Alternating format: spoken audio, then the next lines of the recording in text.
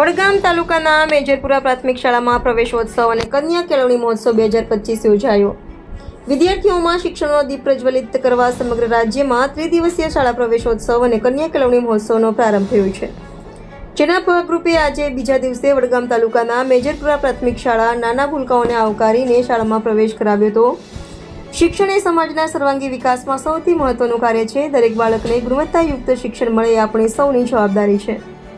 શાળા પ્રવેશોત્સવ માત્ર એક કાર્યક્રમ નથી, પરંતુ ભવિષ્યના શિક્ષિત ગુજરાતના ઘડતરનો પ્રારંભ છે. ખાસ કરીને દીકરીઓના શિક્ષણ પર વિશેષ ધ્યાન આપી એક સશક્ત અને સમૃદ્ધ સમાજના નિર્માણ માટે આપણે સૌએ સાથે મળીને કાર્ય કરવું જોઈએ.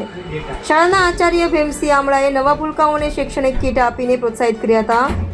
અષાઢી બીજના પાવન દિવસે વડગામ તાલુકાની મેજરપુરા પ્રાથમિક શાળામાં આયોજિત પ્રવેશોત્સવમાં રાષ્ટ્રીય મહાસંઘ વડગામ વદનસિંહ વાઘેલા, સીઆરસી મેમતપુર, નવનિયુક્ત સરપંચ ચેતનાબેન પરબતસિંહ ચૌહાણ, એસએમસી અધ્યક્ષ દેવુસિંહ ભાટી, મેજરપુરા ગામના પૂર્વ સરપંચ અને એમડીએફ વડગામના પ્રમુખ ભવાનસિંહ ભાટી, ભોજનદાતા સુરેશસિંહ ભાટી, દફતરના દાતા જગતસિંહ ભાટી, મધ્યાહન ભોજન ડીશના દાતા મણિભાઈ પંચાલ ઉપસ્થિત રહી બાળકોને પ્રવેશ અપાવ્યો.